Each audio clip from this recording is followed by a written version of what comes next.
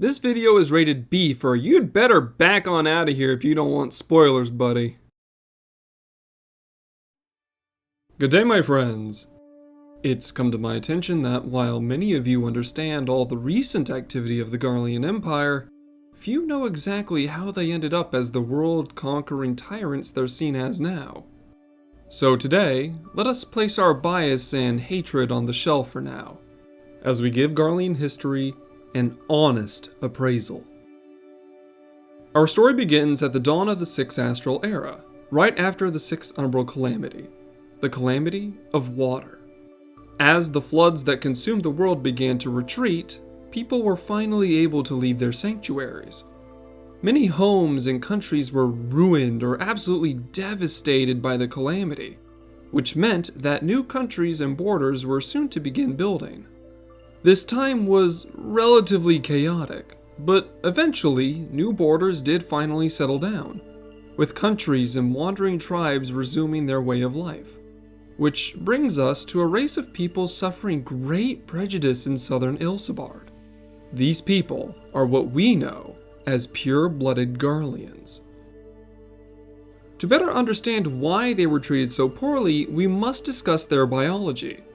The physical characteristics of this unique race mostly resembles Hyur, but they're known to come in a great variety of sizes, with some standing almost as tall as an Elzen. However, the great diversity of their height and weight isn't what sets them apart. What makes pure-blooded Garleans unique is a special organ that grows out of their forehead. Called the third eye, this organ only appears on the foreheads of pure-blooded Garleans.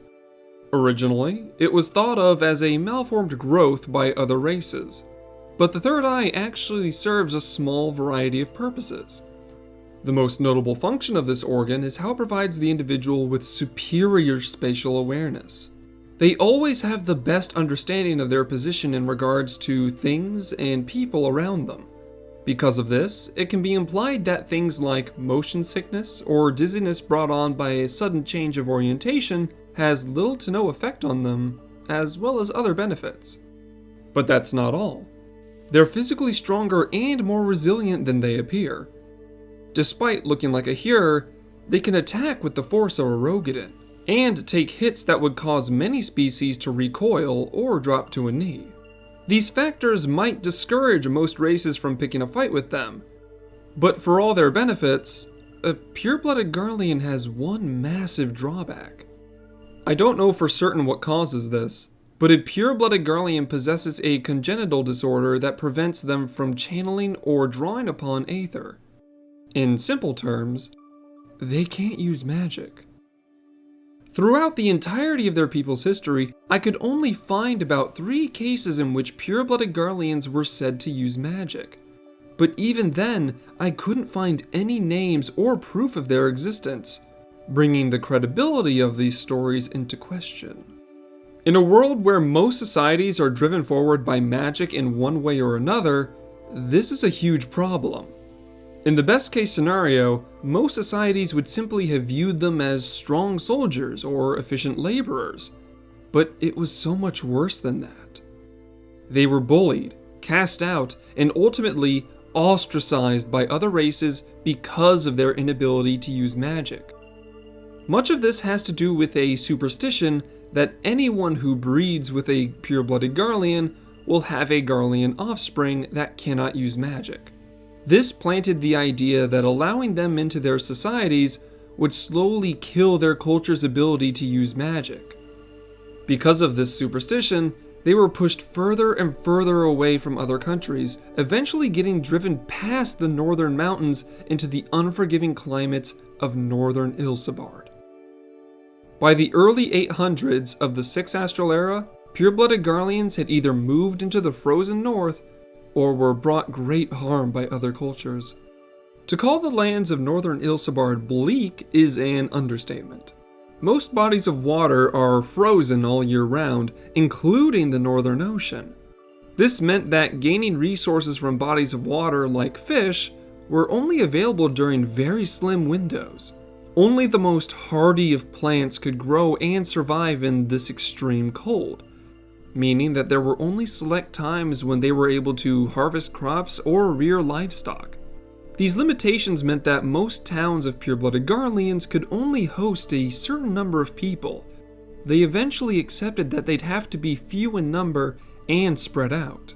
However, there was one resource that was abundant in the north, and that was ceruleum. Like oil, ceruleum burned hot and for a long period of time, making for an efficient way to keep their settlements warm and bright. But they wouldn't realize just how precious this blue liquid was until much later. Over the course of the 800s, these towns of pure-blooded Garleans tried their best to survive with what little they had. But even that was difficult, with tribes of barbarians and other northern groups raiding their towns from time to time. It wasn't until the year 922 of the 6th Astral era that one town finally said enough was enough. Acting as a sort of capital, this town tried its best to gather together as many of their people as possible. Through a combination of negotiations and force in some cases, other towns of pure-blooded Garleans were brought into the fold. Once large enough, this growing settlement named itself a nation, and the Republic of Garlemald was officially born. And its people? The Garleans. The Republic had only two goals: to continue unifying its people and put an end to foreign aggression. To that end, they created a Senate, which would serve as the main governing body of the Republic. While extremely noble, this young nation was almost killed in its crib. The frozen north still made building and supplying a small country extremely difficult. Then, in the early 930s, tribes of nomadic Hyur raided their capital, which they barely survived. The Garleans knew they'd need to change their tactics. So, in the year 935, they were able to secure alliances with some of the nearby Rogadan mountain tribes. This proved to be the smartest move, since reinforcing their front lines with Rogadan battle mages removed their crippling weakness.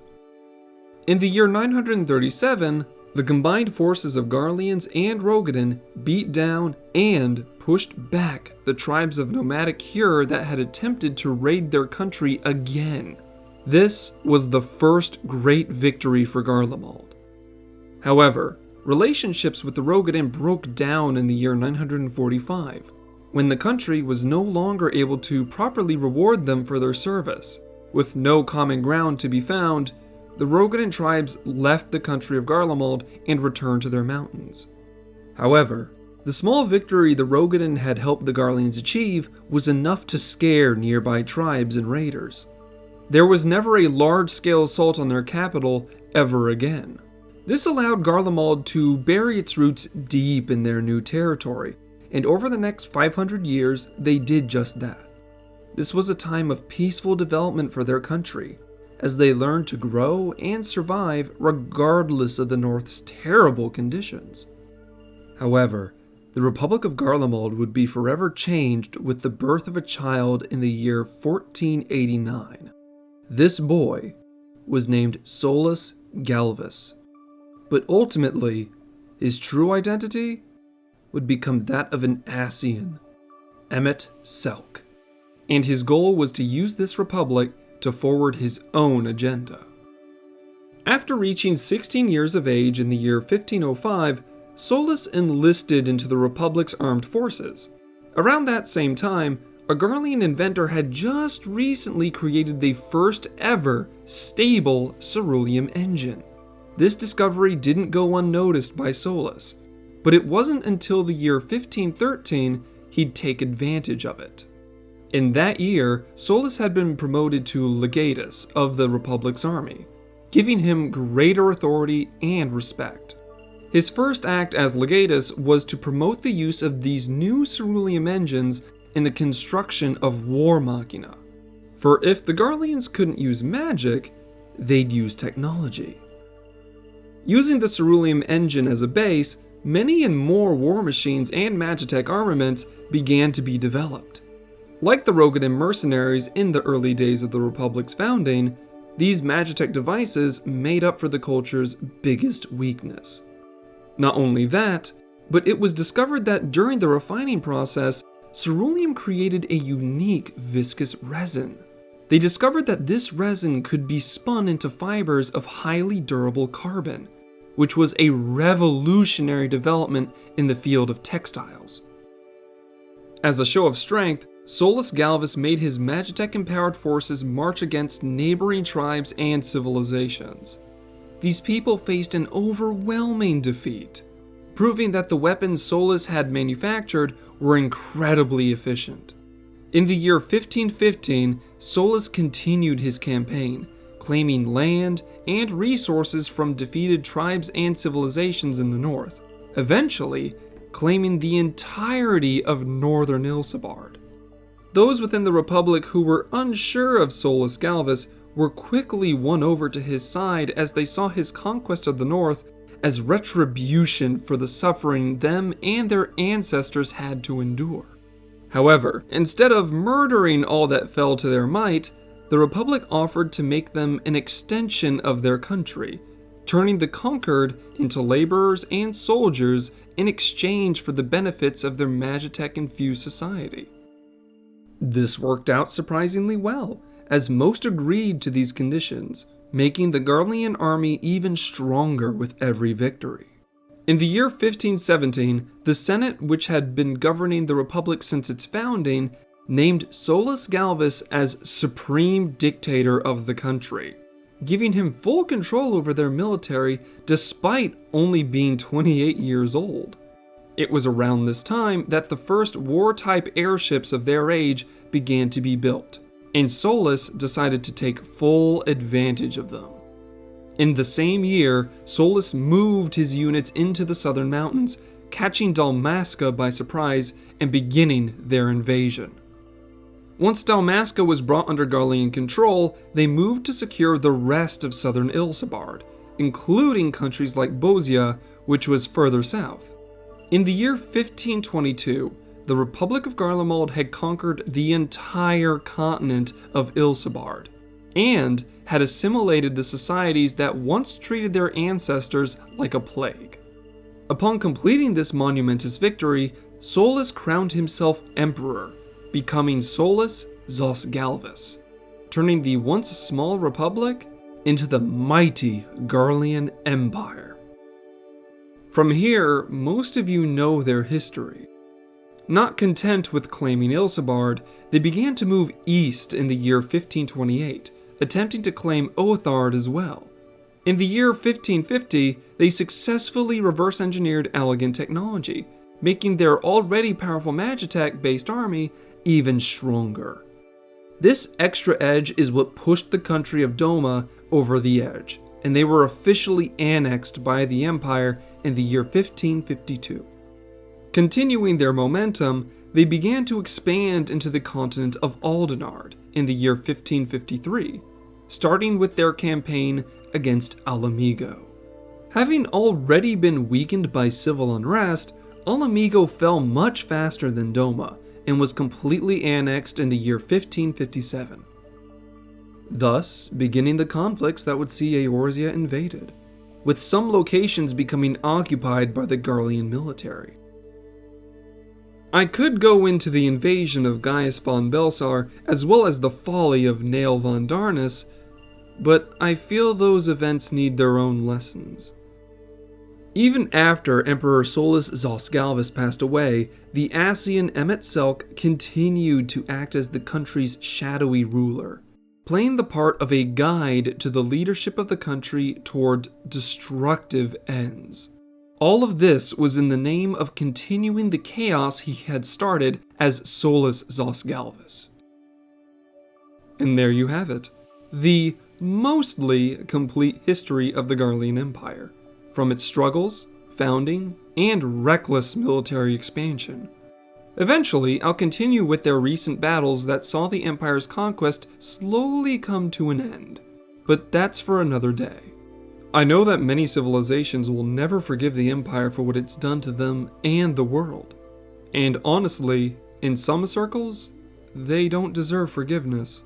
However, it's important to remember what drove them to such madness in the first place. The pure-blooded Garleans were treated like they were less than living people, and were almost driven to extinction because of it. So when they finally had the upper hand, they were all too eager to show the world what it was like to be treated like filth and barbarians. But they went too far. They hurt too many people. And now it was Garlemald's turn to suffer. The Garlean flag is a chain, meant to show the strength that comes from unity. The red chain link in the middle symbolizes the blood of their tortured ancestors that gave their lives in the years long past. Let the red link in the chain remind you that despite the many crimes committed by the Empire, there were simply those who wanted to survive to see tomorrow. I'll end it there, so that we might reflect on what we discussed today. Regardless, I hope to see you all again soon. Till then, stay safe, my friends. Hello everyone!